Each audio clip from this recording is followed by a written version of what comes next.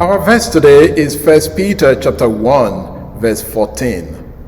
As obedient children, do not be conformed to the passions of your former ignorance. Our verse is taken from the beginning of Peter's first letter. After introducing himself, addressing the exiles in the diaspora, and offering his greeting and prayer for the believers, he turns to the purpose of his writing. They have been grieved by various trials, and their faith has been tested. If you read 1 Peter chapter 1, 1 to 12. The believers are going through a difficult time of persecution, and that is the reason he's writing to them.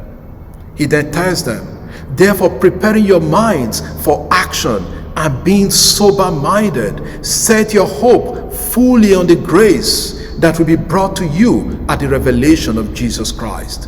In verse 13. He encourages them to be mentally prepared and to place their hope in God. Our verse provides further guidance on how to face this situation. He says, as obedient children, he reminds them that they are obedient children, children of God, who have been called to a life of obedience. Obedience, hupakoe in Greek, means submission, compliance, or attentive listening. And it is the opposite of disobedience.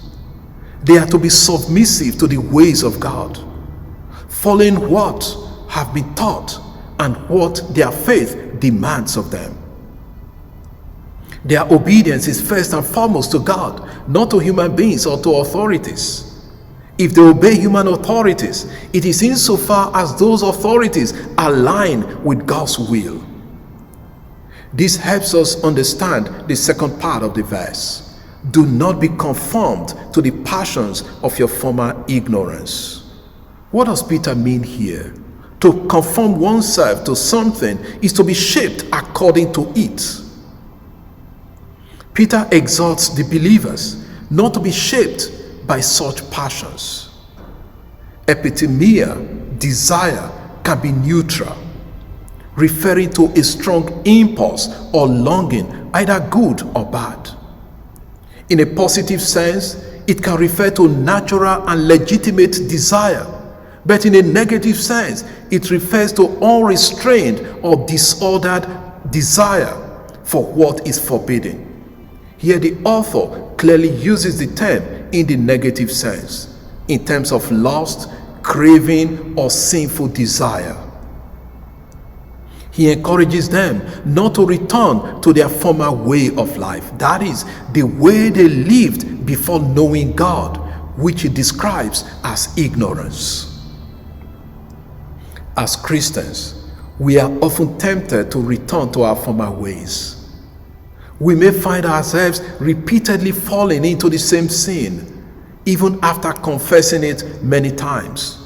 While this struggle may persist, the key is not to allow sin to master us or control us. We must not conform to it. Once we conform to sin, we risk becoming unable to break free from it. Peter calls us to be forward-looking in our spiritual lives, not allowing ourselves to be dragged backward by past sins or weaknesses. Yet, there is also good news. First epistle of Peter reminds us that if we do sin, we have an advocate with the Father who forgives us. So let us not be discouraged.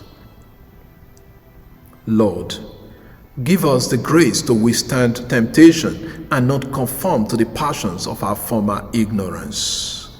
Amen. God bless you, and I wish you a good and lovely day.